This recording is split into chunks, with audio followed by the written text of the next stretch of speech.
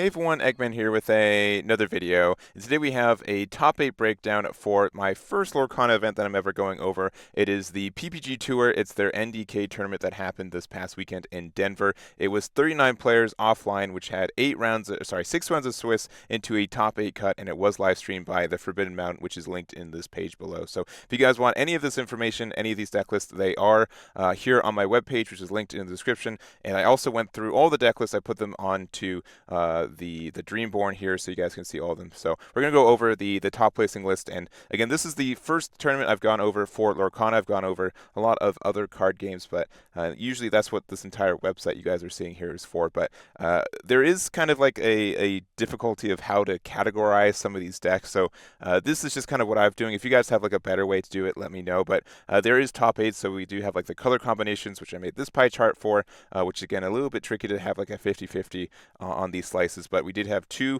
running Amethyst Ruby control. Two of them were Amethyst Steel control. One was an amber steel version of like the 6-drop Stitch, the Rockstar one, which we'll talk about. One was a Amethyst Emerald Evasive deck. One was a Tempo deck with Amber and Amethyst, and then also an Amber and Emerald Disruption deck, which is kind of just how I say it. It looks really obnoxious to play. So we'll look at it. So that's kind of what that is. But if you guys want the color distributions, 6 of the decks were playing Amethyst, 3 were running Amber, 3 were running Steel, 2 were running Ruby, 2 were running Emerald, and there's no Sapphire at all at the top of this event, which is really interesting because I know a lot of people are on Sapphire, and sometimes it feels like Sapphire has some of the best cards in the game, especially with it having a lot of ways to get more cards into your inkwell, but none of it in the top 8 is really interesting for that one too. And so also I do want to say that the color distribution, it's a little deceptive of how it works because since the most you can have in this is 8, so even though Amethyst is only showing that it's a third of this pie chart here, it's in 6 of the 8 deck lists, right? So it's in three quarters of all of the decks we're playing Amethyst, which is really, really strong. So for something like that, so maybe something to check out. But I do know that it does have a lot of some of the best cards. It has a lot of good card draw, which I think is part of the reasons a lot of people are using its tech, and it has honestly a really good top end to help facilitate like some end game scenarios too. So, anyways, we're going to be looking at the top list for each one of these color combinations, and we're going to start off with our first place list. So, even though we're talking about how good Amethyst is, this one had none of it, and it was a steel and amber version of it, and it is running the Rockstar Stitch, which normally I see this as kind of an Amethyst combo, like just kind of low to the ground, but this one was more, I'd say, kind of like tempo based a little bit. We are playing obviously a lot of 1s and 2s with the Lilos, the Stitch, the Hooks, the Goons, the Simbas, and also the Eric, so being able to get some advantage there. And a lot of these are like the 3 health ones, so they're a little bit harder to get rid of. Simba, you also get like an extra draw from it, so there's good there too. We also weren't running Tinkerbell, which is, again, I think probably one of the best steel card combinations in the game right now, and the reason to play steel is so you can play Tinkerbell. Being able to have such a board clear like option and just so much value from it is very good. We are also running 3 copies of the Ariel. Being able to draw a card from this is great, and then also we do have some songs that we could be singing for Ariel, including the Whole New World and also Grab Your Sword. Both these cards are really, really good for us, being able to use these to either help get some cards off your opponent's board or also just to reset their hand. So and you get to do it for quote-unquote free because Ariel is a singer for 5, so I think that's really nice for you. We also have Be Our Guest for probably a little bit of consistency, but also help you just find cards off of like your Ariel. I play a good amount of Ariel, and only top 4, 12 cards you will whiff probably like 50% of the time, depending on it, but I think that's important there. We also have the Smash. We also have 3 copies of Lantern to play our things for a little bit less, and especially if you're playing a Whole New World, I think Lantern makes a lot of sense for getting a lot of that cheap. But it is interesting to say, like you get the reduction for it, and then also like we just don't really have a top end. But I think it's just kind of like being able to just play as many cards as we want to on board, and then from there being able to just use it for like Whole New World to reset our hand, grab our sword to get the tempo back, and just everything else. So looks like an interesting deck. Looks like an also expensive deck because I know a lot of people are the Stitches and the Tinkerbells and just a lot of these cards are really expensive, but it definitely worked out. So congratulations to Anthony for their first place win there. Next up, we do have Jonathan's second place list with the Amethyst and Ruby, and I think this is generically the best deck in the game right now. I think a lot, or at least contention for it. A lot of people are on it and like know the power of how a lot of this control works. Like early game, you just have like a little bit of disruption, and a lot of people are playing like the Mickey Mouse package in this too, just because it's fine for what it is. Mickey's pretty well statted as a 4-drop with 3/4 and 2 lore, and potentially can help you with these brooms, which can also help disrupt your opponent by putting cards that they don't want anymore back into their deck, which is strong.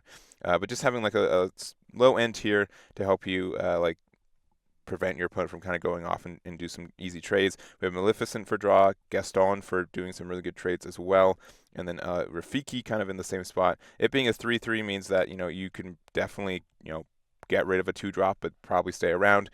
Gaston, a little bit less so, but it's a 4-drop. And then we also have like the Maui. So all 4 of these cards are really strong at just helping control the board from there. And then we do run the Aladdin combo, especially because Aladdin on curve is fine because it helps you like just buy a turn, and then you can help go into your shift. The Goofy's an interesting choice, but it does have evasive, so I can imagine this is either just to, like, if you're not playing against a deck that has evasive, it's kind of expensive to remove him, but also if you are playing against something with evasive, this can help trade into some of those, because a lot of them are just like 3/3, so being a 3/4 is really good stats for you there. So other than that, just kind of normal top end of Ursula. The Elsa's for sure very strong, and then the Maleficent and Mickey Mouse as well. Actions, we have Dragonfire and Befuddle, and then the Friends on the other side and Be Prepared. Probably the 2 songs you have to, like, part of the reason you play this deck is to be able to draw from Friends on the other side and Be Prepared, especially since we have some good 3-drops with the Aladdin. Also, if you attack with Rafiki and then they have nothing to attack to with next turn, you can play Friends on the other side with it, and also Maleficent on the same side. So just being able to get that early card draw to help you get the consistency. Board wiping with Be Prepared is really, really nice, and that's kind of what it is. So that is what this deck looks like. Congratulations, Jonathan, for their finish there. Going on to third place, we do have our Brooks third place, Steel and Amethyst for this one. So this one's a little bit the same control. Obviously, you'll see a lot of the good top end from Amethyst. Also running the brooms, also running the Ursula, the Elsa, and instead of running just like being able to run your big boy as in like Be Prepared, you're running kind of like the lower cost of removal, but kind of like the better one. So Friends on the other side, grab your sword. We also have some items like White Rabbit's Pocket Watch and Magic Mirror to be able to do some damage, because like this really combos really well with the package of Mickey Mouse and your brooms, being able to play them every turn and give them rush and go from there. I also really do like Beast right now. I think he is a little underutilized, but the fact that he's kind of well statted, the fact that he's a 5-drop, so he can sing your good songs in this deck too, and the fact that you're able to get rid of some items, which I think there's a lot of decks that are kind of greedily running items right now too, so being able to get that removal is great. And then worst case, he can be ink, so you're not really worried about it. So I do like the ad there. Hans is great, being able to quest but also deal damage means you can do some tricky stuff and get some pings there, and like just a lot of ways to do damage. We're running 4 of the Fire of the Cannons and 3 of the Captain Hooks to recycle them, and just the everything from there. So being able to be really efficient with your removal is really nice. So that is the list for this one. Congratulations to Brooks for their finish there. Next up, we do have Ryan with their fourth place, and I call this evasive just because there's so many cards with evasive, and my perception of this deck, and you guys can call me out if it's wrong, is that you really just want to get a lot of advantage, and then you have like a lot of good cards with like high lore totals. Like you'll see at this top end we have the Hans, we have the Tinkerbell, the Cusco. Really like Cusco. Cusco's just been super strong lately for that, which is probably why it's a $20 rare.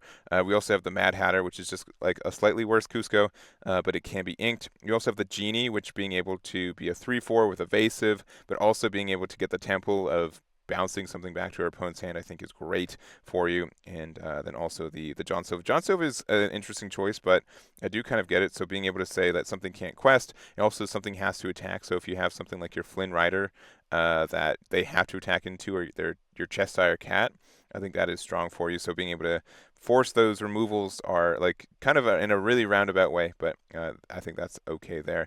We have the single befuddle. We have friends on the other side always. Like if you see someone playing Amethyst and they're not playing this card, they're doing something wrong, and then the mothers know best. So being able to get that additional removal. So all these are things for 3, so you can sing with again your Maleficent, but also your Rafiki after the first turn, and then also Cheshire Cat and even Jasper, which this is like again really obnoxious because your opponent can't quest, and being able to potentially like buy another turn with theirs, that is really good.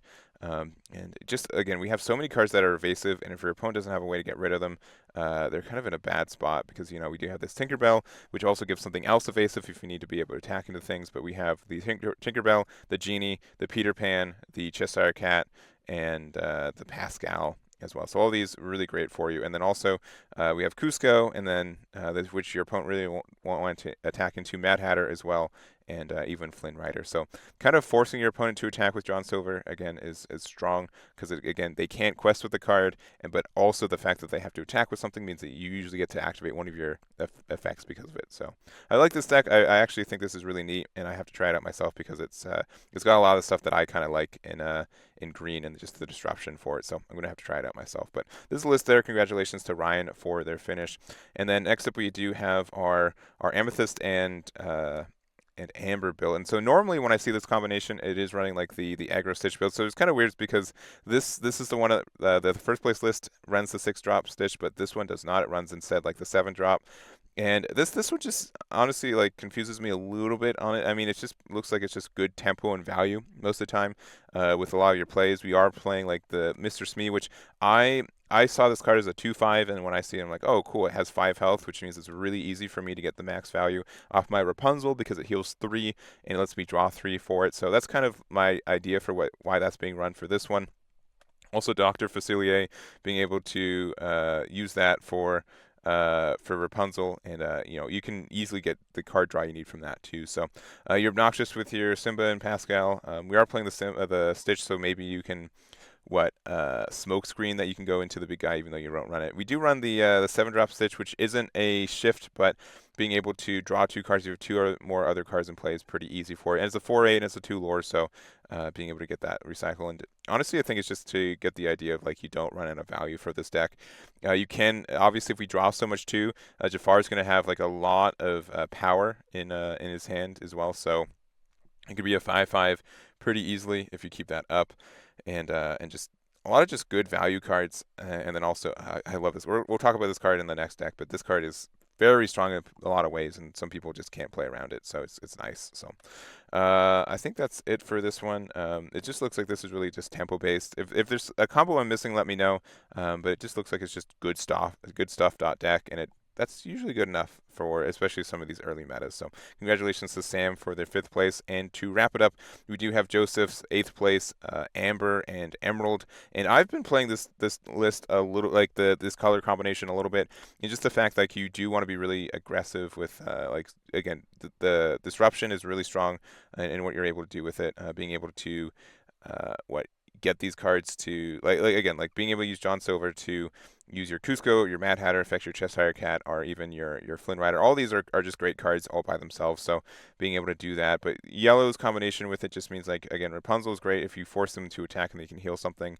The card draws there, the tempo you get with Genie is really good, and just again we are running 2 You Have Forgotten Me, which you can run this deck a lot more hand destruction because again Flynn Rider kind of facilitates that a lot of the time, but it just looks like it's really good tempo. You have a lot of good cards with lore, and you just kind of ramp into that as much because especially like I wasn't playing this Hans at first, and someone said you should totally play this, and then a 3/3 with 3 lore is actually pretty obnoxious. So I think it works out really well. So there's a reason again this is a $10 rare right now, which is more than John Silver, which is a legendary, which is crazy to me, but that's kind of how it is. But this is a list there. Congratulations to Joseph for their finish, and that is going to be it for me. So again, thank you guys so much for watching. If you want any of these deck lists, let me know in the description, press the button. Press the button in the description. Go to Eggman events. I have a bunch of coverage for this game and all the other games I cover too. If you guys are interested in that at all, let me know if you guys want more Lorcana content as well. If there's any tournaments I should be covering, I'll do my best for it. I know the organized play in this game is a little up in the air at the moment, but I think it's a game worth covering and it's really fun. So that's going to be it for me. Thank you again for watching, and I'll catch you all next time.